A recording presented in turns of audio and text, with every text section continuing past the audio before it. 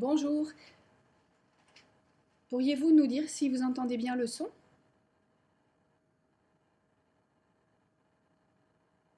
Bonjour, bon après-midi.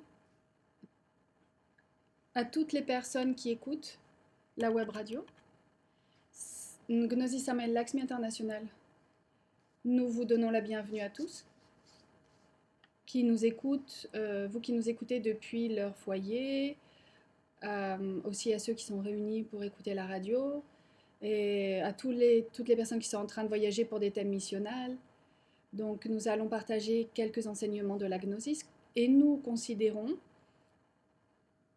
que ces enseignements sont réellement actuels pour nous tous. Le 26 mars 2023, aujourd'hui donc, nous savons que la vie sur la planète, dans la société, dans notre foyer, dans la famille, nous exige d'avoir de plus en plus d'équilibre et nous exige aussi de trouver par tous les moyens des solutions pour résoudre les différents événements qui se présentent à nous. Donc c'est ça dont on va parler aujourd'hui. Nous allons demander que, comme vous venez de le faire, vous venez de confirmer que vous entendez bien, donc tout va bien. Donc on va passer au thème d'aujourd'hui.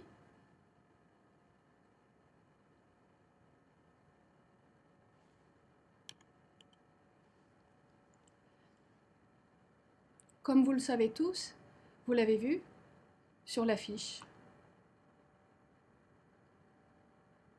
Merci beaucoup pour les confirmations que le son va bien. Donc comme vous l'avez vu sur l'affiche, le titre de la conférence est Abraham et Isaac, la miséricorde et la justice.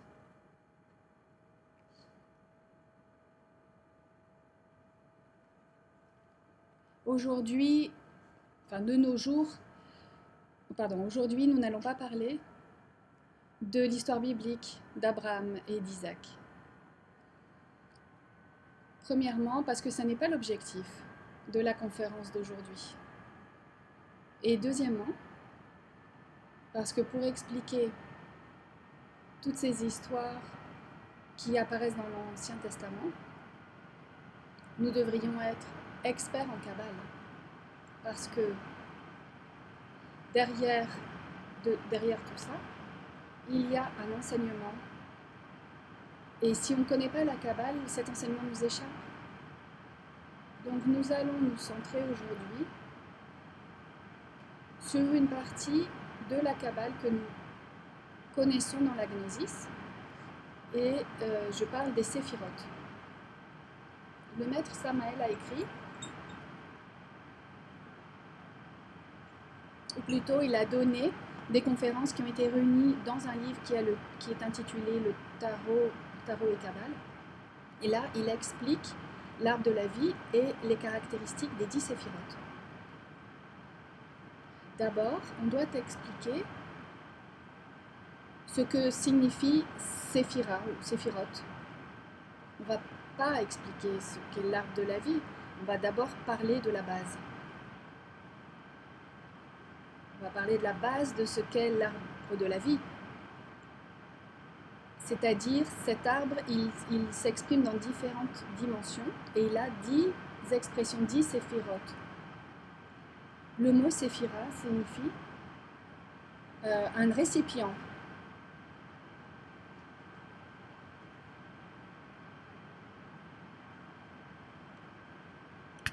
Il y a 10 récipients pour pouvoir recevoir quelque chose.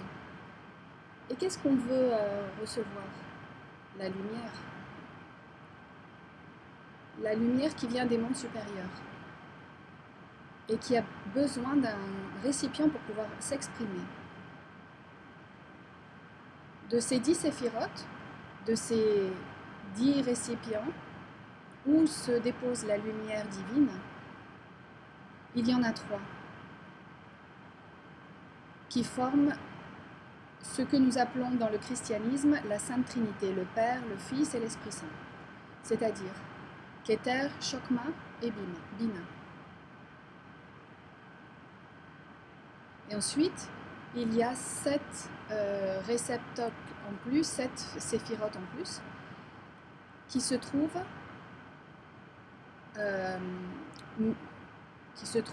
instaurés dans différentes dimensions, comme ce qu'on appelle l'intime, l'âme divine, l'âme humaine,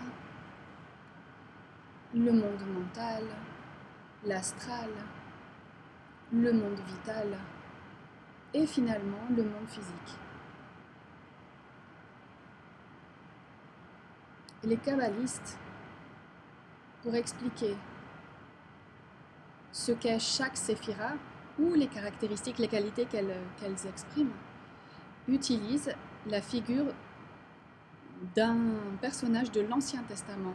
Et là, nous parlons des 7 séphirotes inférieures.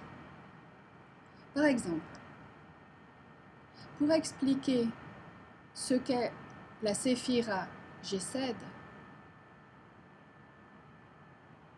là où nous trouvons l'intime, ils utilisent la figure du patriarche Abraham. Pour expliquer ce qu'est Géboura, qui est lié à l'âme divine, avec le monde de la conscience, ils utilisent Isaac en tant que patriarche, et ainsi successivement, ainsi de suite. Nous n'allons pas les nommer tous, parce que nous le répétons, ça n'est pas le thème de la conférence d'aujourd'hui et ça nous prendrait beaucoup trop de temps, mais on va se centrer sur Abraham et Isaac. C'est-à-dire, dans le Séphira Chesed ou Chesed et dans la Séphira Chebora,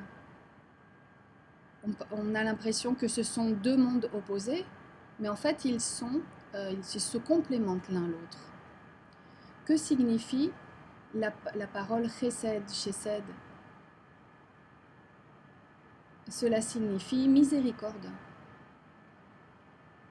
Et si nous voulons utiliser d'autres adjectifs, nous pourrions dire qu'il s'agit de la pitié, de l'amour, la générosité, la charité.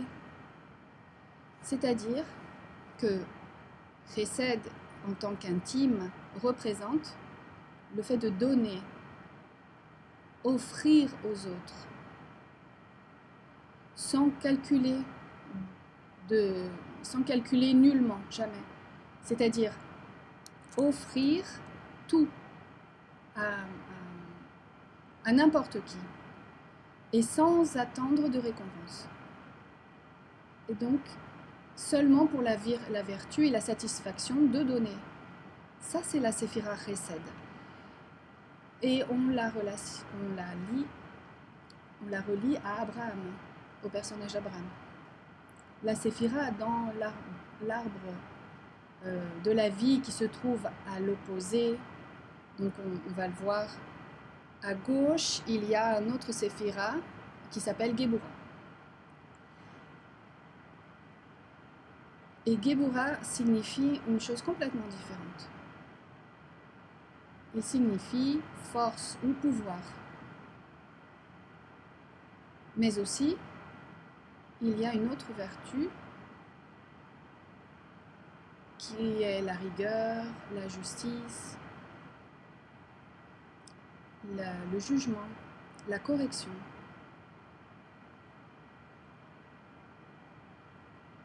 Et cela nous dit que lorsqu'il y a une erreur, s'il n'y a pas de correction,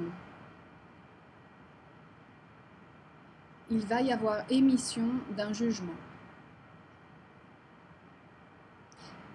Chesed et Géboura, je le répète à nouveau, semblent être opposés, mais en fait ils sont complémentaires. Ces 2 séphirotes correspondent dans le corps de l'être humain au bras droit pour Chesed et au bras gauche pour Géboura.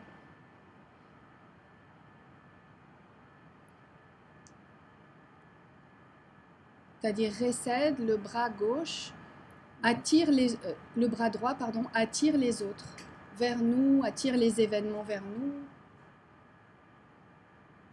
par la vertu de la miséricorde.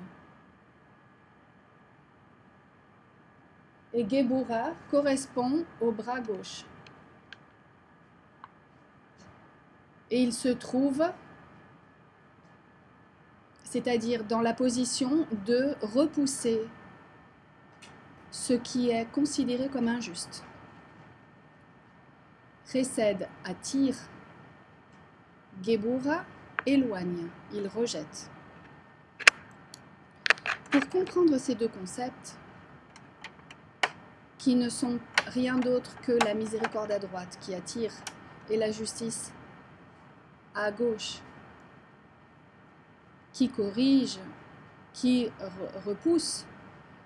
Pour comprendre cela, nous allons expliquer très brièvement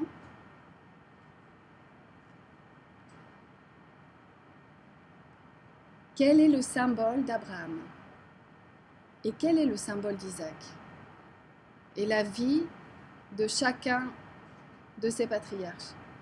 Alors il y a énormément de détails, on ne pourrait pas, ça serait impossible de tout expliquer aujourd'hui, mais si on voudrait avoir une idée, lorsque l'on pense à Abraham, nous allons voir certains aspects pour savoir ce que nous pourrions penser au sujet d'Abraham et ensuite au sujet d'Isaac.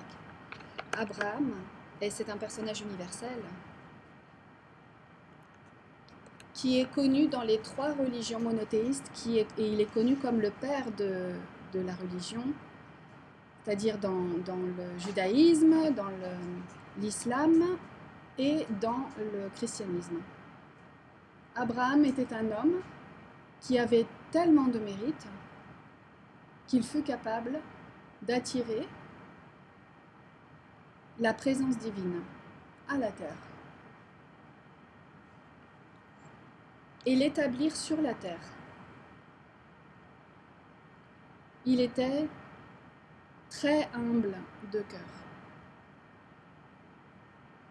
Il n'était pas orgueilleux, absolument pas. Au contraire, il disait « Je suis poudre et cendre devant Dieu », disait-il. Je ne suis rien. Et il était très obéissant également.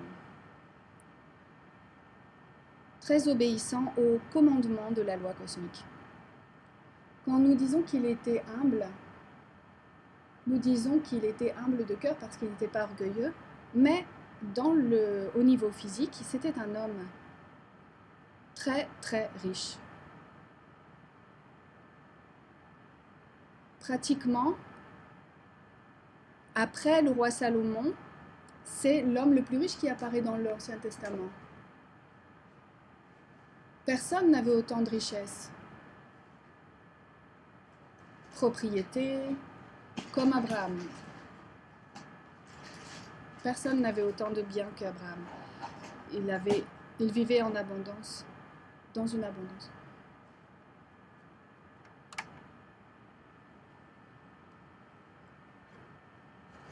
Donc, nous parlons de ce que la Bible nous dit, mais on ne doit pas croire tout cela à la lettre morte. Il est dit qu'il était toujours à la porte de son commerce pour voir qui s'approchait, quel cheminant, quel marcheur s'approchait pour pouvoir lui offrir de l'eau pour se rafraîchir, de l'ombre pour se reposer, aliments pour retrouver ses forces. Il était toujours attentif à recevoir quelqu'un pour l'aider. Et les gens faisaient même la file devant le commerce d'Abraham pour recevoir son aide. Chaque fois qu'il se levait, il pensait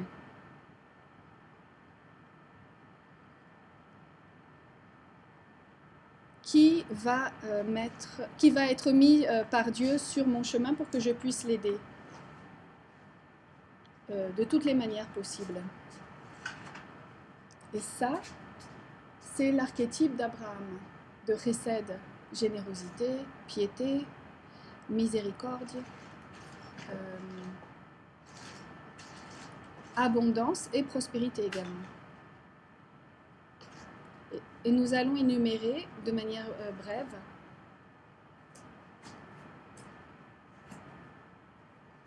les caractéristiques, les vertus qui composent la séphira Chesed.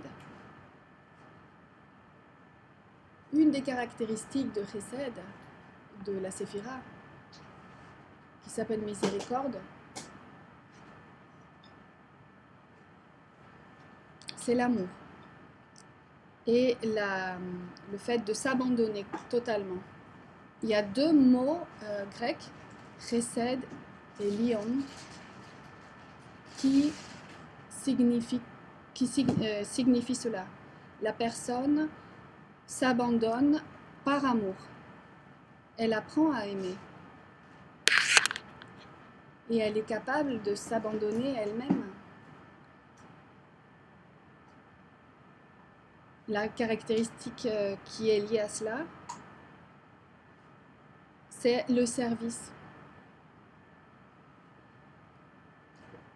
Comme le dit la phrase très connue qui dit « Si tu ne vis pas pour servir, tu ne sers pas pour vivre ». C'est le fait d'être ouvert aux autres pour pouvoir les aider et les servir. Non seulement les aimer, mais aussi les servir. Le troisième point,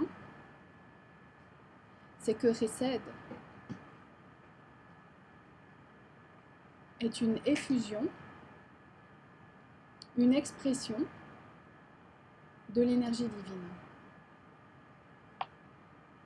Elle cherche à remplir les personnes, les choses, les mondes d'énergie supérieure, d'énergie divine. Et elle essaye que tout se développe de la manière la plus forte, la plus grande possible, au maximum. Elle essaye de développer tout ce qui est possible à développer. Donc, le quatrième point est l'expansion. Energía divina en todo. Énergie divine en tout. Y ayuda a que las cosas se agranden. Et aide à ce que les choses s'agrandissent.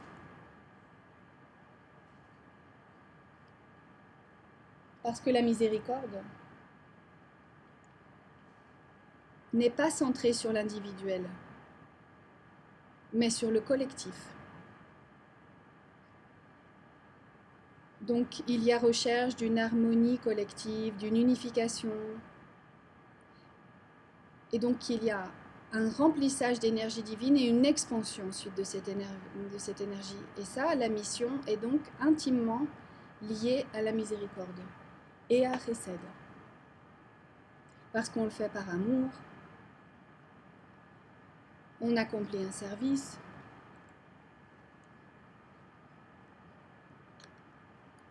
et donc on essaye de remplir les personnes, on essaye de remplir de cette énergie les personnes qui nous écoutent, et cela s'augmente, cela est augmenté de tous côtés. En el quinto punto, dans le cinquième point, Chesed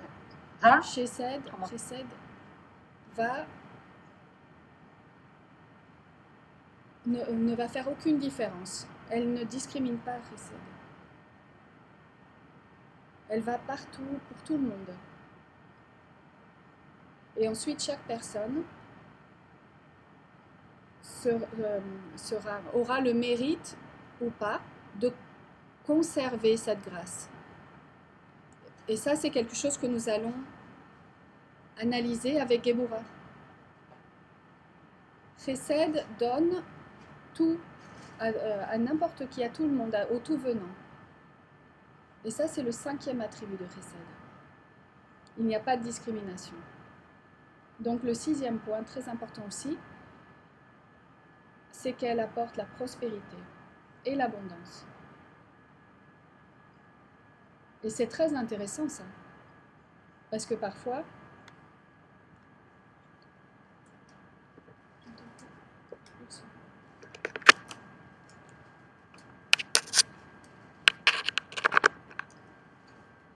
j'ai plus de son là.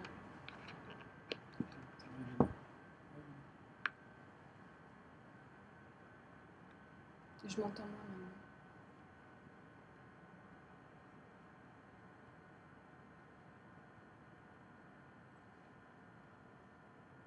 Donc il y a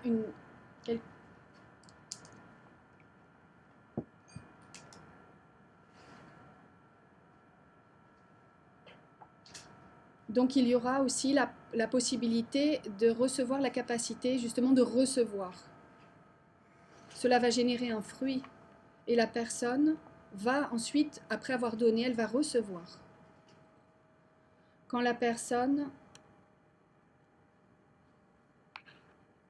Chesed n'est pas présent, par exemple, il n'y a pas de prospérité et abondance. Et la personne ne reçoit pas non plus. Ça, c'est un secret extraordinaire, parce que c'est le contraire de ce que nous enseigne le monde. Parce qu'on nous dit, par exemple, si on donne beaucoup, on va devenir pauvre. Et Abraham donnait, donnait et donnait. Et il avait de plus en plus, il avait toujours plus. C'est pour ça que Dieu lui a dit qu'il allait devenir le père d'une multitude. Et de la descendance d'Abraham allait être comme les grains de sable, impossible à compter. Donc le 7e point que nous avons choisi pour expliquer ce qu'est Chesed et la miséricorde, c'est que quand Chesed est présent, il y a absence de châtiment, absence de jugement, absence de douleur. Il y a seulement l'amour, la miséricorde, la prospérité, l'abondance, l'expansion. Il n'y a pas de douleur. Et Chesed ne juge personne. Ce qu'il fait seulement, c'est servir et aider. Si nous voulions définir en peu de mots une personne qui vibre avec Chesed, nous dirions qu'elle a une grandeur d'âme. L'âme qui s'exprime, et tout le monde voit qu'elle est une âme grande, pour son attitude et pour sa façon de vivre. Donc nous savons déjà ce que veut dire Chesed, miséricorde, la caractéristique du patriarche Abraham, et les caractéristiques de cette séphira qui est toujours ouverte, qui est toujours propice à offrir. Par contre, il y a eu un moment, et ça c'est aussi symbolique, où Dieu a décidé qu'Abraham devait avoir un enfant. Parce que sa femme était devenue déjà vieille, une ancienne.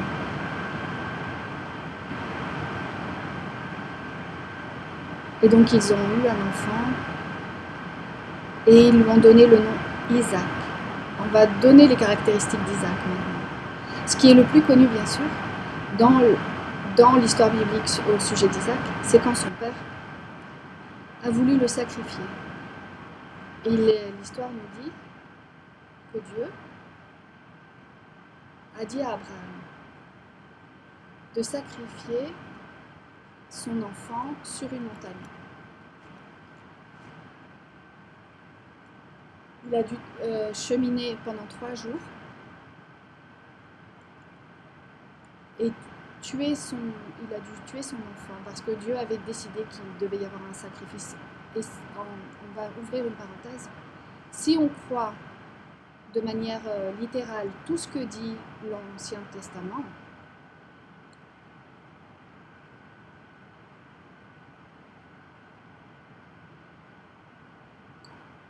croire de manière littérale, c'est croire à un Dieu anthropomorphique qui parfois devient une colombe ou demande à un père de tuer son enfant ou fait en sorte qu'un ancien, une ancienne ait un enfant. Et quand ils sont contents avec un enfant, ils leur demandent de le tuer. C'est-à-dire interpréter cela littéralement C'est une folie. Mais en continuant avec l'histoire. Abraham n'a pas nié cet ordre de Dieu. Il a pris l'enfant très tôt le matin. Il l'a emmené.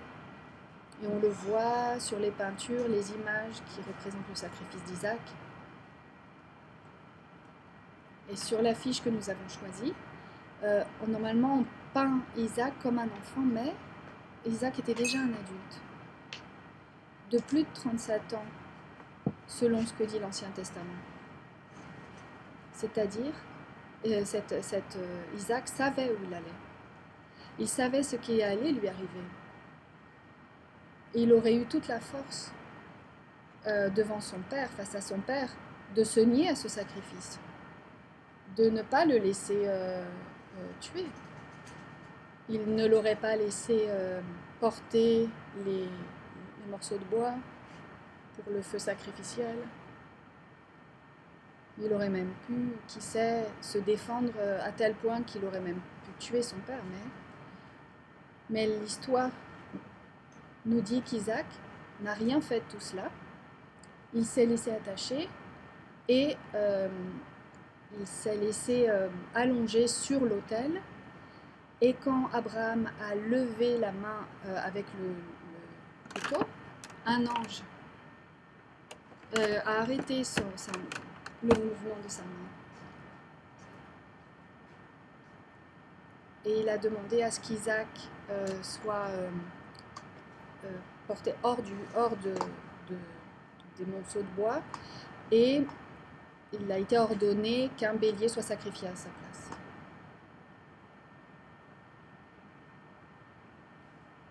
Et ça, c'est la partie la plus caractéristique de la vie d'Isaac. Que signifie tout cela? Qu'est-ce qui nous enseigne, que nous enseigne Isaac avec tout ça?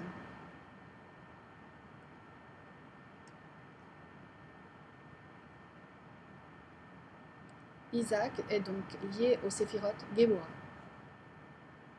le bras gauche, la justice, qui veut dire aussi restriction, c'est-à-dire Isaac a une force et un pouvoir et une capacité de sacrifice si grande que s'il souhaite être sacrifié pour un motif supérieur, il est disposé à le faire sans rien dire, sans fuir, sans se plaindre. Il a à l'intérieur de lui l'héroïsme du renoncement. Et ça, c'est l'archétype d'Isaac. Il connaissait parfaitement tout ce qui pouvait arriver. Et cependant, il a préféré renoncer au pouvoir de s'échapper. Et donc, il a surmonté de manière illimitée cette situation. Il a accepté de s'offrir sur l'autel du sacrifice lui-même accepté. Vous voyez donc que ce qui est très clair, c'est que face à une histoire qu'on pourrait croire irréelle, on nous explique de façon très claire les caractéristiques de Géboura. Donc, il y a également 7 caractéristiques de Géboura. Donc, nous allons voir que Isaac est le personnage que nous avons face à nous. Donc, la première caractéristique, c'est le pouvoir.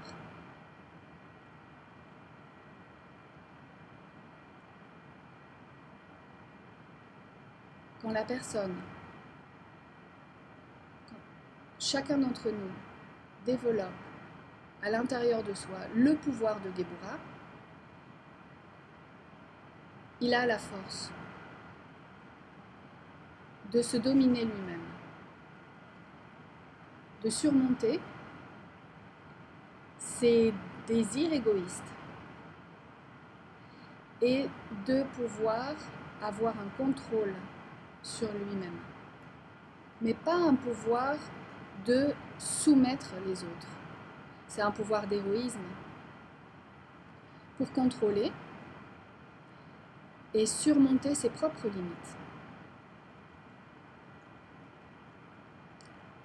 La deuxième caractéristique est le sacrifice.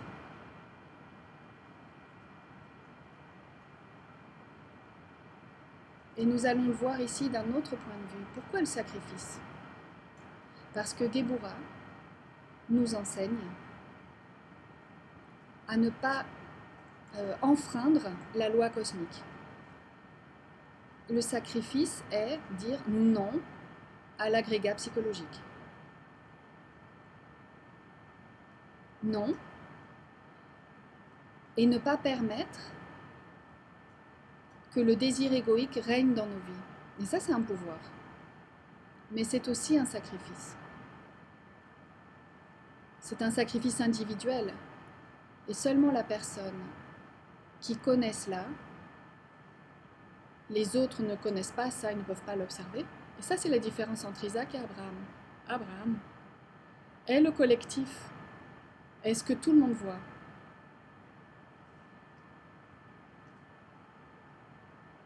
Et c'est ce qui est considéré dans la société comme positif, c'est le collectif.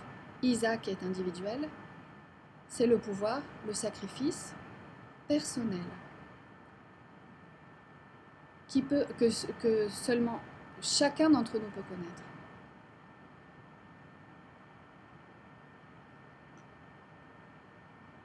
La troisième caractéristique de Gebura est restreindre, limiter, pour le dire d'une autre manière, limiter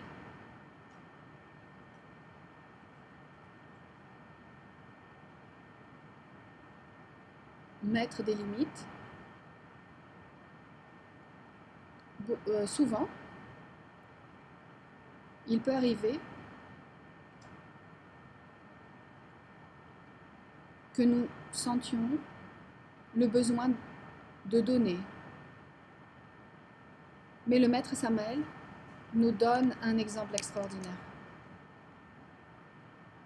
au sujet de la restriction dans Gebura.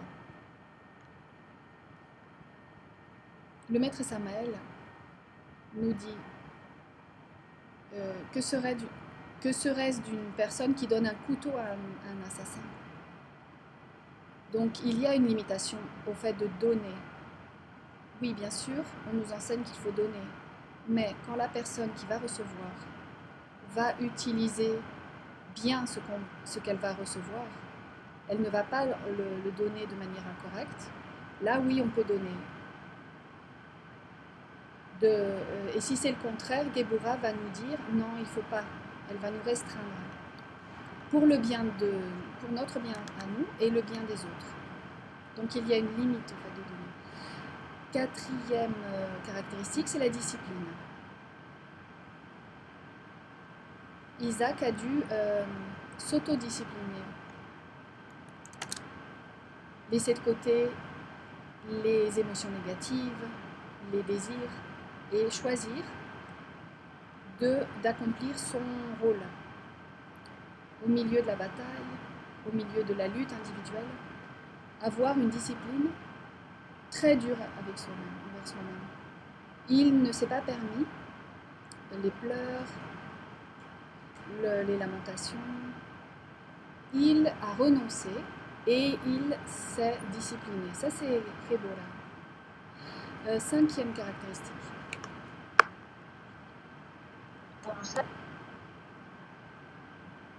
Nous enseigne la mesure juste des choses. Tout dans sa juste mesure. Le pouvoir, le renoncement, la justice, c'est très important que la personne ait ses vertus. Mais il faut l'avoir dans une juste mesure, parce que sinon, si cela va au-delà des limites, si ce pouvoir n'est pas utilisé pour le sacré, cela se convertit dans un pouvoir destructif. Imaginez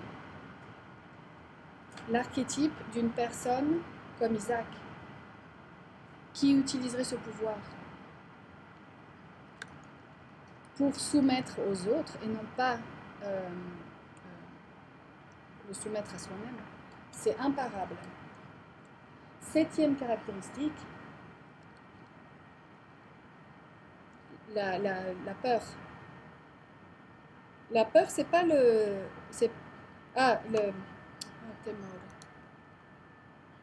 La crainte. La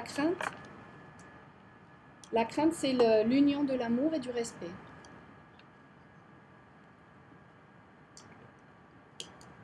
C'est une crainte divine, une crainte aux lois divines, et pour pouvoir respecter ces lois. Et la 7e caractéristique, cela implique la responsabilité. Parce qu'il va y avoir des conséquences de nos propres actions. Il faut être responsable de nos actions et de ce qui va arriver. Dans l'aspect passif, c'est une séphira qui indique la justice et pour juger. Mais quand Géboura s'active, et il applique la justice stricte et objective. Cela nous enseigne à avoir une responsabilité pour ce qu'on fait, à assumer une responsabilité. Les autres ne sont pas responsables de nos actions, c'est nous-mêmes qui sommes responsables. Tout ce que nous disons en parlant de la miséricorde et de la justice, ou Chesed et Géboura, va nous aider maintenant dans la dernière partie de la conférence, qui est la partie la plus importante de la conférence, pour voir comment on peut se maintenir en équilibre par rapport à ces deux côtés de la balance. Abraham et Isaac, Chesed et Géboura, miséricorde et sévérité ou justice. Chesed, c'est toujours oui, c'est le oui. C'est le donner, l'offrir. C'est donner, offrir. Et Géboura, c'est non. C'est la négation. C'est le rejet. Mais dans la vie, personne ne peut dire toujours oui. Et ne peut dire toujours non. Et même si on pouvait le faire, ça serait un déséquilibre complet. Cependant, il y a une fausse idée.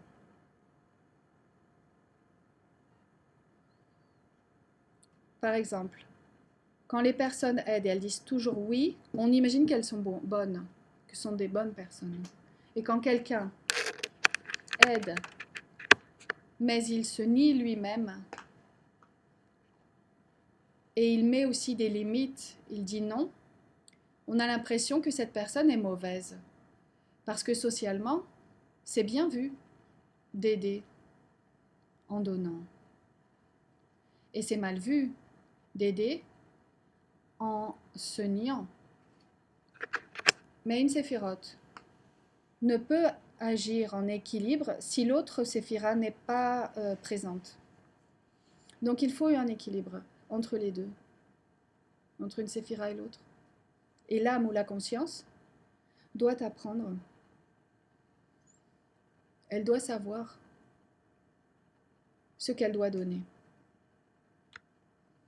Et elle doit savoir ce qu'elle doit recevoir et ne pas être confus. Il faut savoir quand donner, il faut savoir ce qu'on doit recevoir et il faut être clair par rapport à ça. Quand appliquer la miséricorde quand c'est nécessaire et quand appliquer la, la rigueur quand c'est nécessaire. Si on avait tous incarné cela 100%, on ne vivrait pas dans Malroute. On vivrait bien au-delà de Keter. Mais la Kabbale nous enseigne cela de l'histoire d'Abraham et d'Isaac.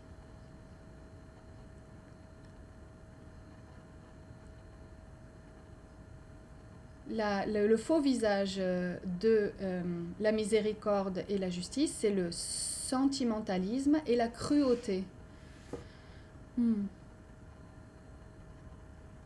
Si on voit que la miséricorde est fausse, elle se présente comme sentimentalisme. C'est-à-dire, tout va bien, j'aime tout le monde, je pleure pour tous, je suis émue par rapport à tout le monde, et les personnes font ce qu'elles veulent de moi, pardon. Et l'autre faux visage, celui de la justice, c'est la cruauté. Quand on agit soi-disant avec la justice, mais en fait c'est de la cruauté. Mais cela est très difficile à comprendre depuis l'extérieur. Parce qu'on devrait être un juge du karma pour savoir quand la personne est en train d'agir en fonction de la miséricorde ou de la justice. Et quand elle dépasse les limites et agit par sentimentalisme ou par cruauté. Si nous allons à l'enseignement du vénérable Maître Lakshmi, Gebura et Chesed sont présents dans des commandements de l'âme et dans d'autres requis également, d'autres exigences de l'initiation. Et si nous ne traitons pas de les utiliser, on ne pourra pas continuer vers l'avant, on ne pourra pas aller de l'avant. Si on regarde les commandements de l'âme, il y a 3 commandements qui sont liés à ça. C'est le commandement 28, le commandement 29 et le 30e. Et ce sont des commandements qui sont liés à la miséricorde, il n'y a aucun doute là-dessus.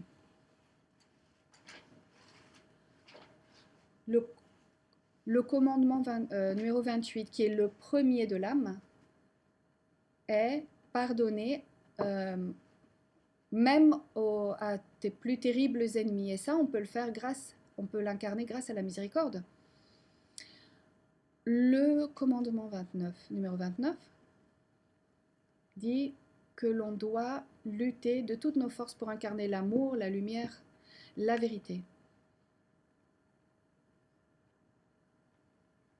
Et on le lit aussi, on le relationne à l'amour, à la vérité, à la lumière. Et le 30e commandement dit il faut se sacrifier consciemment pour l'humanité, c'est-à-dire servir, servir et servir. Quand nous écoutons ça, il y a une partie à l'intérieur de nous qui est l'essence, qui nous pousse à nous lancer de manière active à accomplir ces commandements. Cependant, il y a d'autres enseignements qui sont liés à Gebura, très durs, mais pas durs parce qu'on les applique aux autres, mais parce qu'on les applique à nous-mêmes, comme Isaac l'a fait. Et je vais en nommer 3. Que le maître Lakshmi a répété, a enseigné, et c'est dur à incarner. Une dit, par exemple, ne jamais se défendre. Ne jamais défendre l'ego, jamais. Et ça, on parle de la partie physique. Ne jamais défendre l'ego que nous avons. Jamais devant la calomnie, les rumeurs, les médisances par rapport à ce que les autres disent de nous. Ne jamais se défendre. À aucun moment. Et ça, c'est un enseignement de Géborah. Une autre caractéristique. Donner raison à celui qui la demande, même s'il n'a pas raison. Nous n'allons pas expliquer tout ça, parce que ça donnerait lieu à un autre programme de radio, mais c'est un enseignement pour les initiés. Mais on pourrait dire comment? Mais si l'autre personne n'a pas raison, pourquoi je vais lui donner raison s'il ne l'a pas? S'il n'a pas raison. Mais parce que il y a ce renoncement, ce pouvoir, cette négation de Géborah. Et une autre caractéristique, entre autres, c'est sacrifier la douleur. C'est ce qui est le plus difficile à sacrifier. On peut sacrifier ce qu'on veut dans la vie, mais la personne ne veut pas sacrifier la douleur, le fait de sentir la douleur. C'est très difficile. Donc, pour conclure les réflexions d'aujourd'hui, la miséricorde a besoin de la justice a besoin de la miséricorde. Et dans la miséricorde, il doit y avoir de la justice. Dans l'amour, c'est la même chose. Il doit y avoir de la discipline et des limites. Par exemple, que dirions-nous d'un père qui aime tellement, tellement à son enfant qu'au nom de l'amour, il ne lui pose aucune limite, il ne l'éduque pas. Il le laisse faire ce qu'il veut et le convertit en une personne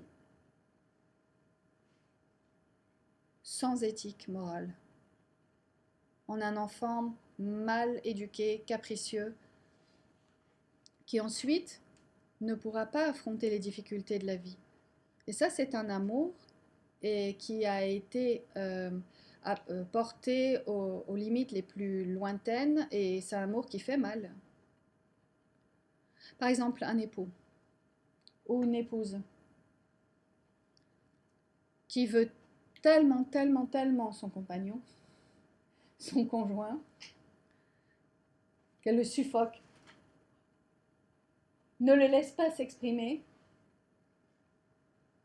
lui solutionne toute la vie parce qu'il l'aime tellement, et ne laisse pas à l'autre personne un espace pour elle-même.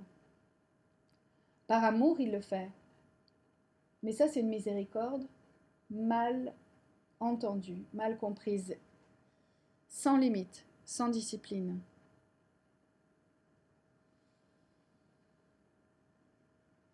Ou alors, on peut le voir d'un autre point de vue. Une personne qui est tellement miséricordieuse, si bonne, elle a tellement de la séphira Gesed en elle, que tout le monde profite de la bonne volonté de cette personne. Tout le monde profite d'elle et font d'elle ce qu'ils veulent et lui enlèvent tout ce qu'ils veulent. Est-ce que ça, c'est de la miséricorde d'un point de vue divin ou spirituel? Non. À l'amour, il faut aussi lui apporter de la discipline de Géborah. Et il y a une phrase qui explique bien ça, qui dit « La pluie est une bénédiction. Quand elle tombe sous forme de gouttes qui ne vont pas inonder le champ. »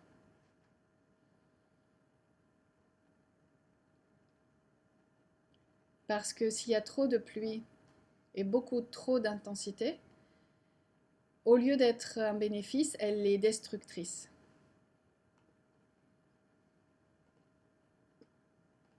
Et ça,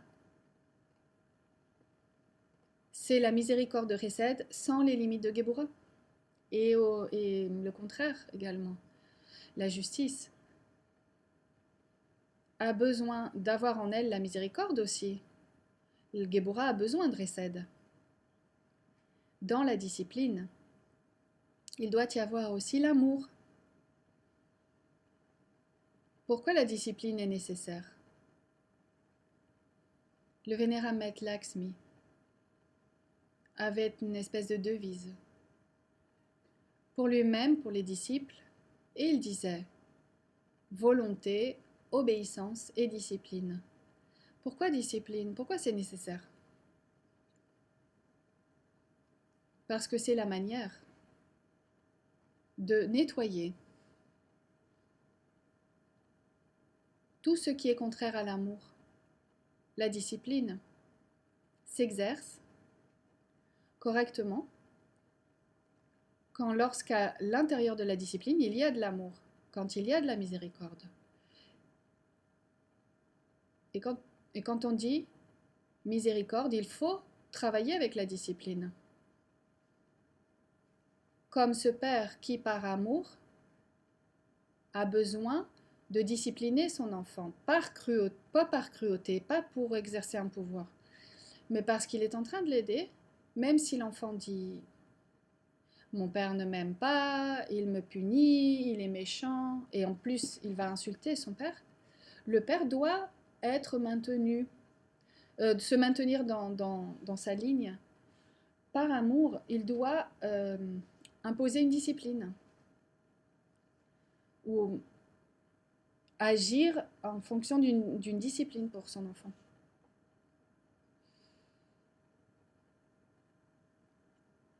Quand quelqu'un agit en fonction de la justice, il doit y avoir miséricorde. Nous tous nous jugeons. Toute la journée, toutes les journées de notre vie, nous jugeons.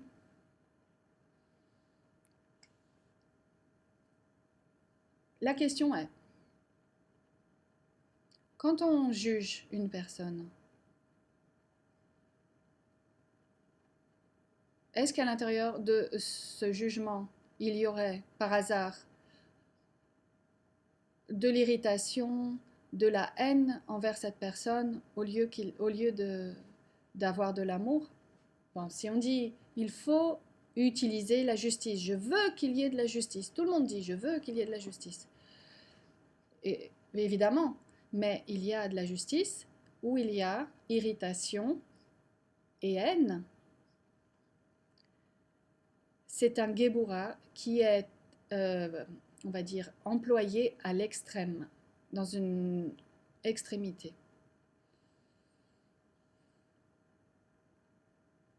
Il faut laisser de côté, sur le chemin initiatique, en accord avec les préceptes qui nous ont été enseignés. Il faut donner raison à celui qui la demande, même s'il ne l'est pas. Geburah nous enseigne à laisser de côté la mentalité de victime. Parce qu'Isaac pourrait dire « moi, je suis une victime », mais il ne l'a pas fait. Geburah nous demande de laisser de côté l'attitude de victime et assumer la responsabilité des actions. Comprendre que la victime, en réalité, en Geburah, n'est pas une victime. Il est responsable de ses actions. Nous le savons depuis la première chambre, lorsqu'on nous enseigne que tout ce qui nous arrive dans la vie est le fruit de nos actions antérieures. Et ça, c'est un enseignement de Geburah. Et nous aimerions maintenant, dans les dernières 5 minutes, un enseignement secret de la Kabbale. Et la gnosis est tellement riche, si impressionnante. Les gnostiques, nous avons l'impression que nous connaissons déjà cet enseignement, mais nous allons l'avoir de manière analytique. Je crois que tout le monde va comprendre ce que je vais dire, que tout le monde le sait, mais kabbalistiquement, le mot jugement se dit din, D-I-N. Et les kabbalistes disent qu'il y a deux types de jugements. Un jugement visible et un jugement occulte. Le jugement visible, et c'est ce qui nous arrive dans la vie, c'est ce qui arrive aux autres dans la vie. Et là, la personne, elle dit « Ah, quel karma !» Quel karma ! La justice divine est en action par rapport à nous. On est jugé en ce moment. Ça, c'est facile d'entendre, de comprendre cette situation. Mais il y a d'autres jugements, d'autres dînes. Et c'est quand il est occulte, ce jugement. Pourquoi occulte ? Parce que la personne ne se rend pas compte que le jugement est appliqué. La personne n'est pas en train de prendre conscience que le jugement occulte est en train de lui être appliqué. Et pourquoi elle ne se rend pas compte ? On va l'expliquer.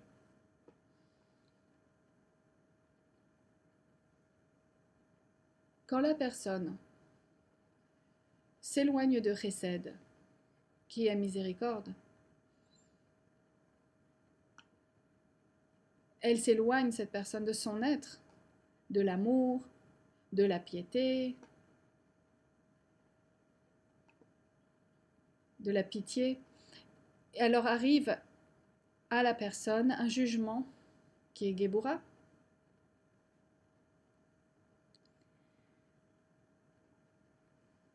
Et donc on éloigne la personne éloigne d'elle Chesed et c'est Géboura qui arrive vers elle. Donc il n'y a pas de miséricorde dans la vie. Parce que nous-mêmes, nous appliquons un jugement. Parce que nous n'appliquons pas la miséricorde. Parce que c'est toujours nous qui demandons justice par rapport aux autres, par rapport aux événements. Ça, c'est un désastre. Et pourquoi on m'a fait ça ? Et pourquoi les autres se comportent comme ça avec moi ? Et pourquoi les choses sont comme ça ? Moi, je ne suis pas d'accord avec ça. Et ça, c'est un jugement. Jugement. Et nous appliquons aux autres, toujours et aux événements, un jugement. Et donc, nous éloignons de notre vie Chesed. Donc, ce jugement occulte vient vers nous, s'unit à nous, parce que nous l'invoquons quand nous demandons justice pour les événements ou pour les autres personnes. Donc nous l'attirons vers nous par rapport à nos actions, à nos paroles, et le jugement s'installe dans notre vie sans que nous nous rendions compte.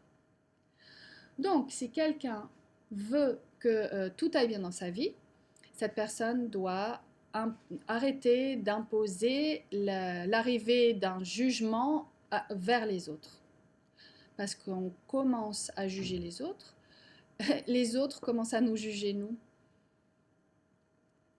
Et on va partout avec le din occulte à l'intérieur de nous et on n'arrive pas à s'en sortir. Donc il y a beaucoup de gens qui demandent des solutions, demandent des choses, des améliorations, et elles ne reçoivent pas, ces personnes, ni la miséricorde, ni les solutions.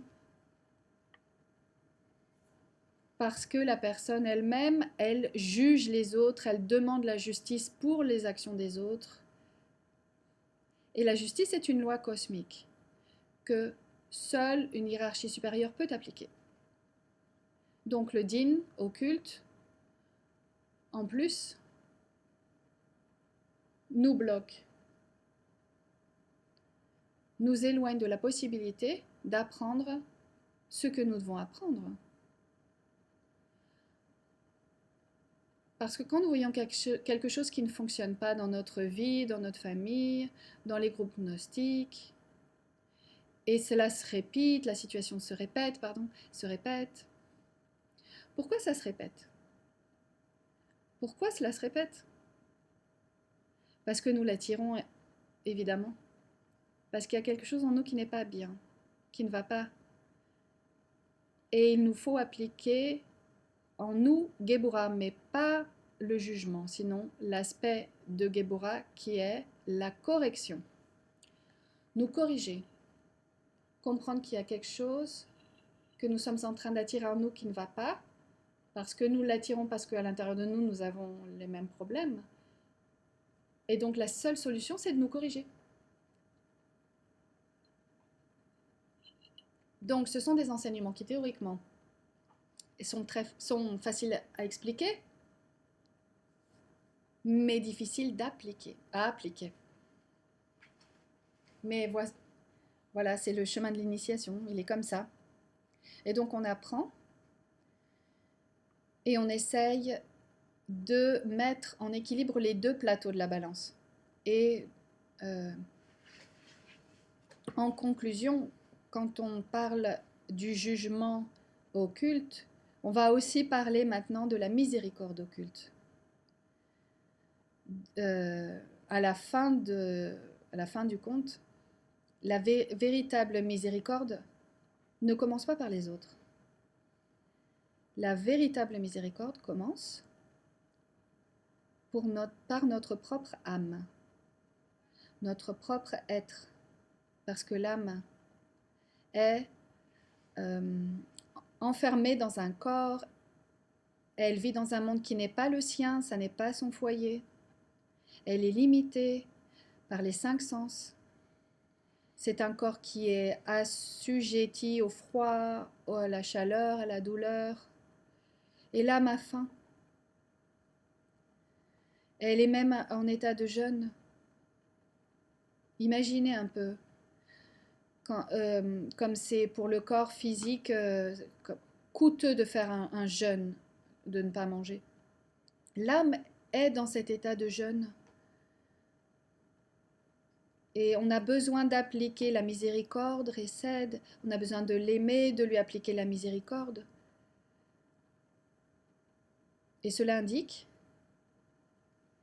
que l'âme a besoin des soins de la personne humaine. Bon, on est arrivé à la fin de ce que nous voulions partager aujourd'hui avec vous. Voilà, ce sont des réflexions que nous avons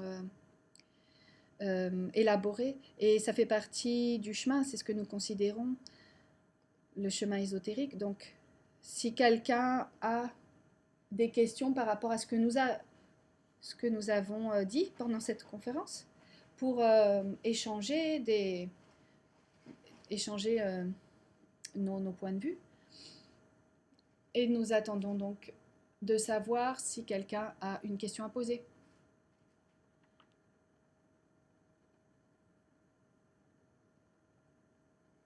Et nous profitons pour aussi remercier la présence de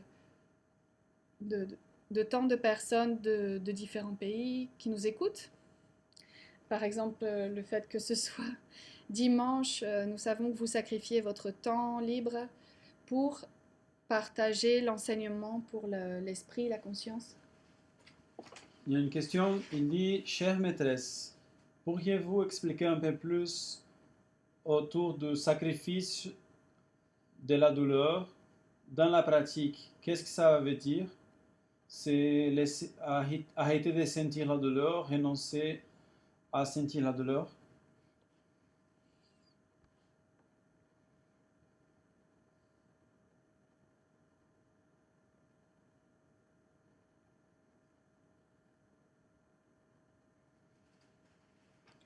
C'est une question là, très importante. Parce que sacrifier la douleur, comme tout, à différents niveaux.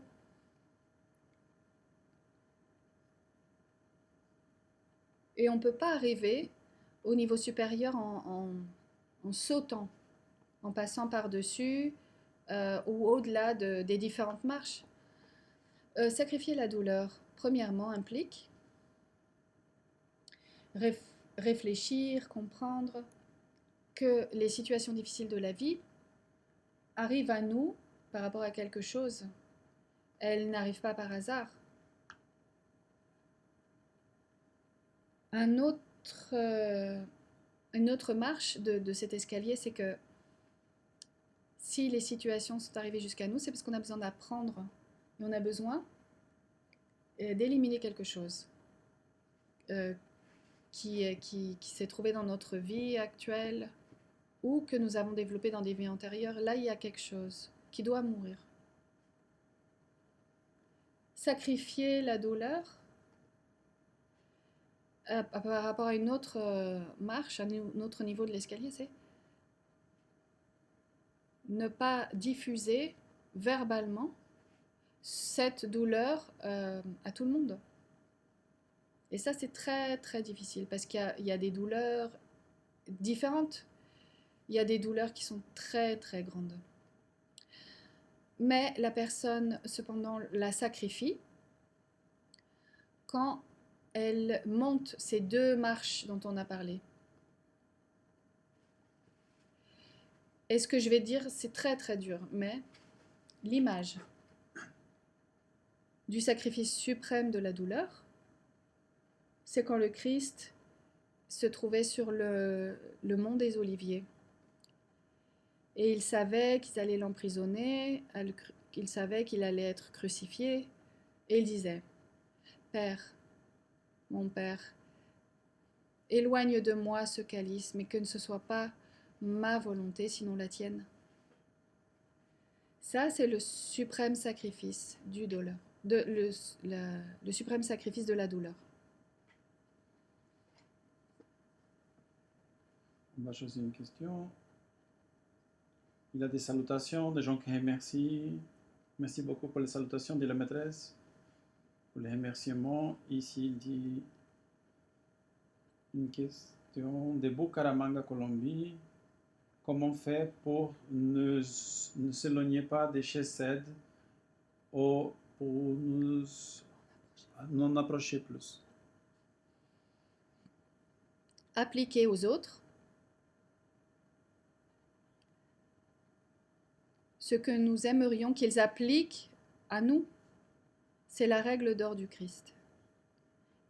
Il faut faire aux autres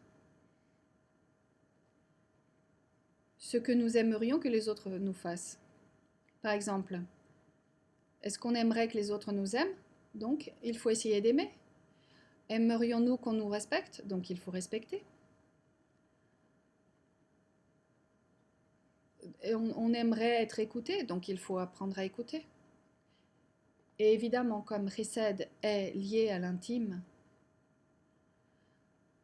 il faut accomplir le commandement de Chesed, c'est le 4e commandement. Honorer le père et la mère. Celui qui honore son père interne et sa mère interne en action, au travers des actions, des sentiments et des pensées, s'approche de Chesed.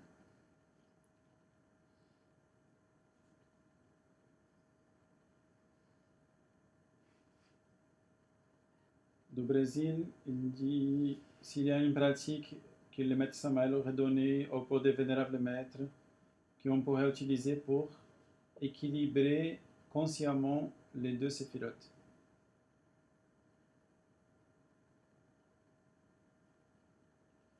Il n'y a pas une pratique, parce que c'est ce que nous disons toujours. Parfois, il y a une tendance à vouloir comme une baguette magique. Et quand on a un problème, on aimerait faire une pratique pour que le problème soit résolu par la pratique, comme si la pratique résolvait tout. Il n'y a pas une pratique pour obtenir un équilibre de conscience. Ce qu'il y a, c'est une nécessité le besoin de réfléchir sur le chemin, d'appliquer tous les outils dont nous disposons, la mort psychologique, la méditation, la rétrospection, tout ça, pour savoir quand nous sommes en échec dans une séphira, quand nous sommes en échec dans une autre séphira, c'est ça la pratique à 100% dans le monde physique. Une autre question.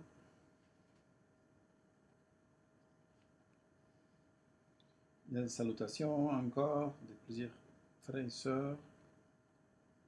Hélène du Brésil.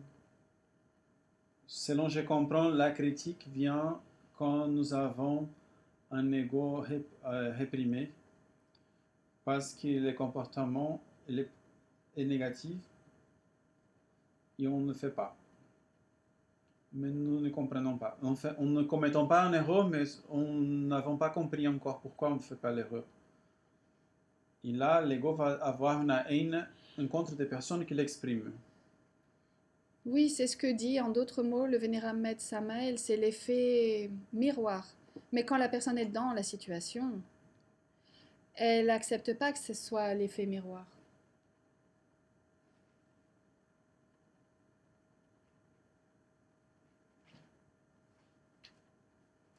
Lettre de salutation.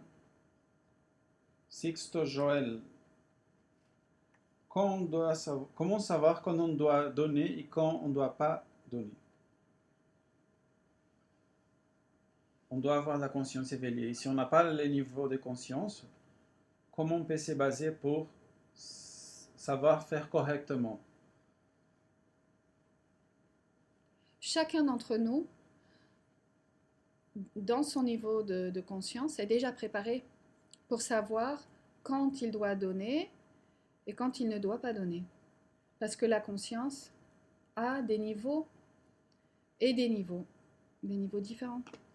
Donc il ne faut pas attendre de développer la conscience pour savoir quand donner ou ne pas le faire. Dans le niveau de conscience où on se trouve, on sait le faire. Donc, pour vous le prouver, c'est par exemple quand la conscience nous fait ressentir un remords. Ça veut dire qu'on n'a pas assez donné, on a trop donné. Et ça devrait être la clé pour savoir si on fait bien ou si on fait les choses incorrectement. Et bien sûr aussi la réflexion de moment à moment. Et il s'agit toujours d'essayer d'agir et ensuite réfléchir par rapport au résultat de nos actions et essayer de le faire mieux la prochaine fois. Une question de la Grèce. Ce que vous avez dit autour de la miséricorde véritable m'a beaucoup plu. Comment on peut comprendre quand l'âme souffre et quand elle est contente? Le maître Samael dit quand le corps pleure, l'âme rit. Et dit et quand le corps rit, souvent l'âme pleure.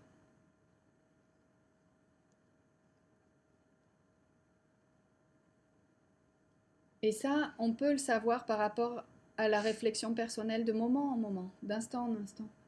Et on sait, la personne sait réellement quand l'âme est en train de crier de douleur parce que nous ne lui donnons pas d'éléments.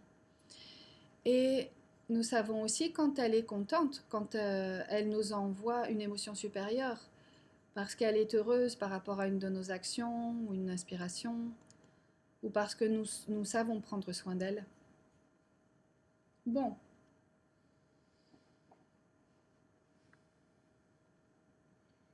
On continue. On ne trouve plus de questions. C'est que des salutations. On va regarder Merci s'il y a des beaucoup questions. À tous Merci beaucoup à tous. pour nous accompagner, pour avoir partagé ce moment de réflexion. Nous vous souhaitons un bon dimanche. Une très bonne semaine sainte.